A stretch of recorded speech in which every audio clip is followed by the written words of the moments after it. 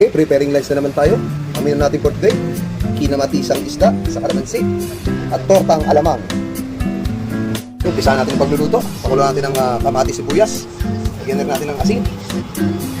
Tayo lang natin maluto yung kamatis at sibuyas. Lagyan natin yung isda. Okay, luto na siya. Luto na rin ang kamatis sibuyas. Lagay na natin ang isda.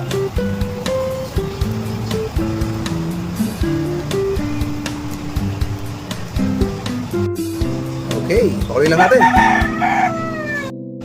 Okay, lagyan na natin ng sili. Pinutol-putol ko na yung sili para may konti sipa.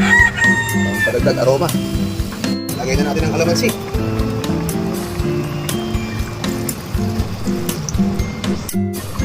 Okay. Dari na yan. Lagyan natin. Okay, sunod na natin ang ating tortang alamang.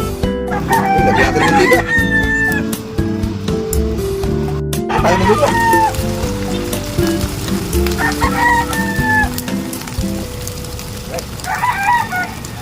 Okay, ready na ang lunch.